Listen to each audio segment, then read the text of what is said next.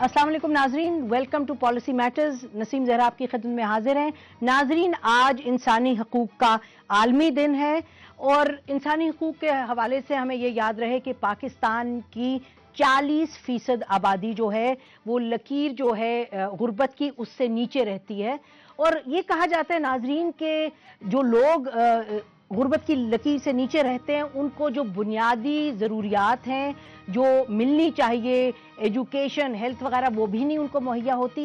और उस हवाले से ये हमेशा हम सुनते हैं कि चूंकि रियासत के पास और हुकूमत के पास वसाइल नहीं हैं, वसाइल की कमी है, इसलिए ये जिम्मेदारी जो रियासत और हुकूमत की होती है अपने शहरियों की तरफ वो पूरी नहीं करती।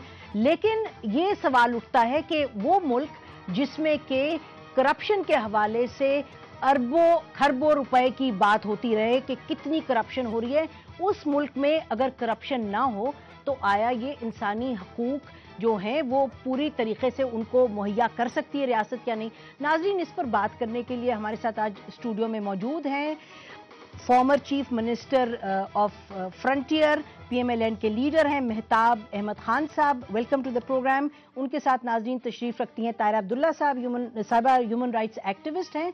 और नाजरीन, इंफॉर्मेशन मिनिस्टर साहब की कुर्सी खाली है, वो अभी आते ही होंगे।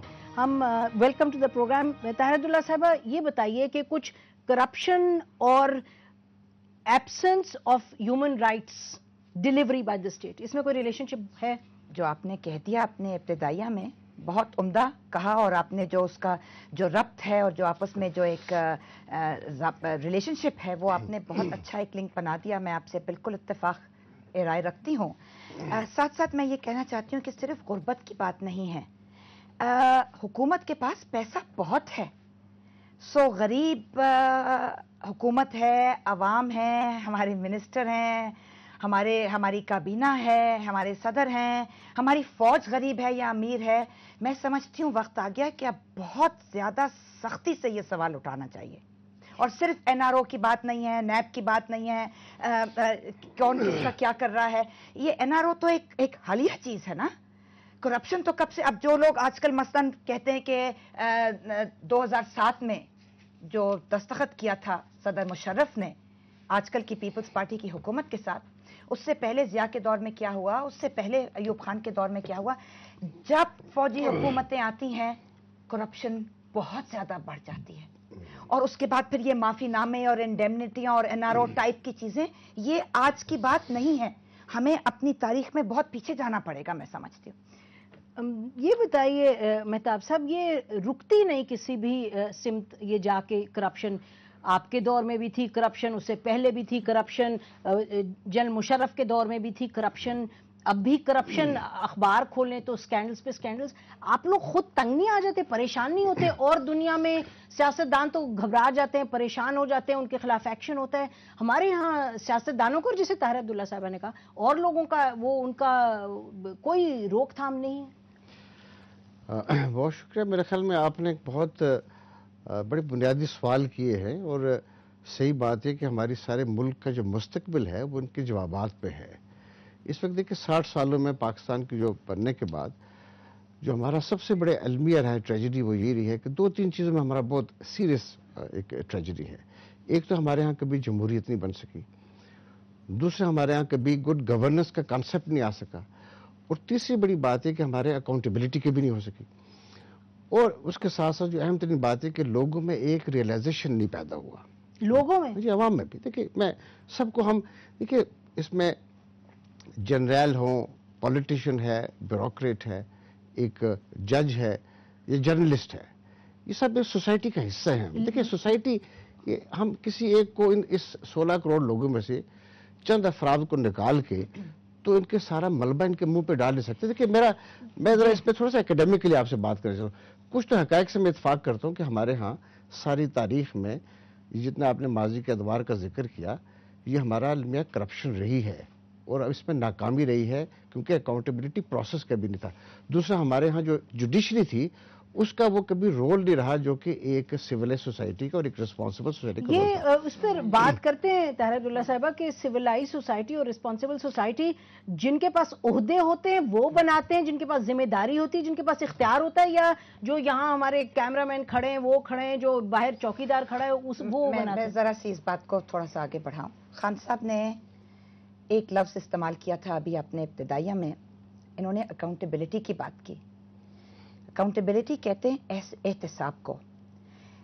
المیہ تو یہ ہے کہ ہر آنے والی حکومت اور اس سے پیچھے جانے والی حکومت اور اس سے پیچھے جانے والی حکومت صرف اور صرف احتساب کو وکٹمائزیشن آف دی اپوزیشن کے لیے استعمال کرتی ہے۔ معاف کیجئے گا خان صاحب، آپ بھی اپوزیشن میں رہ چکے ہیں اور آپ بھی گورنمنٹ میں رہ چکے ہیں۔ اس وقت تو خیر آپ فرینڈلی اپوزیشن کا کردار ادا کر رہے ہیں، تو اس وقت کی تو بات ہی نہیں کرنی کیونکہ وہ تو نہیں، نہیں، لیکن آپ کیا کریں، لگتا آپ سب کریں، ہے آپ سب کریں۔ میں بات ختم میں کروں، چاہتا ہوں کہ آپ کریں تاکہ ہم بھی اپنے لیکن ہمارے لیے بھی ایک بڑی احتساب ایکسپیرینس جو ہے وہ صرف رشوت ستانی کا یا سفارش کا نہیں ہونا چاہیے۔ بدعنوانی ایک بہت وسیع تر موضوع ہے، بہت وائڈ رینجنگ بات ہے، لیکن اس میں ہمارے جاگیردارانہ نظام، ہمارا کیپٹلسٹ نظام، لیکن یہ دیکھیے سب طاہرہ کی عبداللہ سب صاحب چیزیں، وہ سب صحیح اگر ہے۔ ہم آرٹیکل 62 آف دا کانسٹیٹیوشن کو لے لیں، شق نمبر 62 ہے جو آئین کی، میں سمجھتی ہوں کہ معاف کیجیے گا کسی کی میں ڈیفامیشن اور لائبل اور سلانڈر نہیں کرنا چاہتی، اور خاص طور پہ جس ٹی وی چینل پہ ہم بیٹھے ہیں یہ نہ ہو کہ کل کو ان کے اوپر بھی کوئی لا سوٹ آ جائے۔ بہت کم لوگ پتہ نہیں ایک ہاتھ یا دو ہاتھ کی انگلیوں پہ گنے جائیں گے جو کہ پارلیمان میں آنے کے اہل بھی سمجھے جائیں اگر ہم دیکھیے ہم شق نمبر 62 کو لیں۔ ہم بات کریں، کون اس بات کی گواہی دے، کون ضمانت دینے کو تیار ہوگا کہ شق نمبر 62 پہ سب کے سب پورے اترتے ہیں؟ بدعنوانی کی بات کر رہی ہوں، صرف رشوت ستانی یا سفارش کرنا یا اپنے لیے مراد حاصل کرنے کی بات نہیں ہو رہی، بہت بڑی وسیع تر تناظر میں دیکھنا اس پڑے گا۔ وقت تو مہتاب صاحب لوگ بہرحال کرپشن کے حوالے سے یہ بہت بڑی بات ہے، چاہے لون ڈیفالٹرز ہوں یا لون معاف کروائے ہوں۔ اب دیکھیے آپ کے حوالے سے حدیبیہ پیپر مل کا جو کیس ہے ابھی تک نیب میں ہے، تو ہر جو حکمران آیا ہے، اور یہ ملٹری کی بات طاہرہ عبداللہ کہتی ہے، یہ تو جو سیاسی حکومتیں ہیں وہ اپنی جگہ کم ہیں۔ ابھی ٹرانسپیرنسی انٹرنیشنل نے کہا ہے کہ پچھلے 3 سال میں 400 گنا کرپشن بڑھی ہے اس ملک میں۔ اب اخبار اٹھائیے، ہر روز کرپشن۔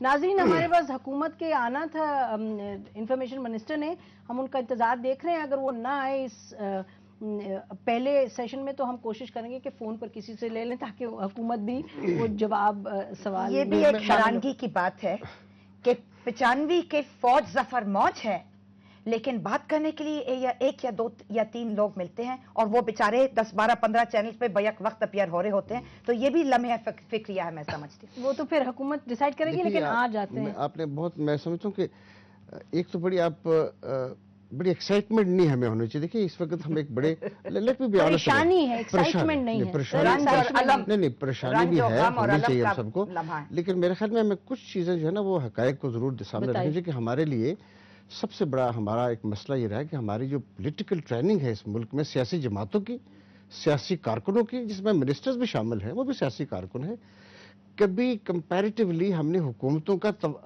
ان کا جائزہ نہیں لیا۔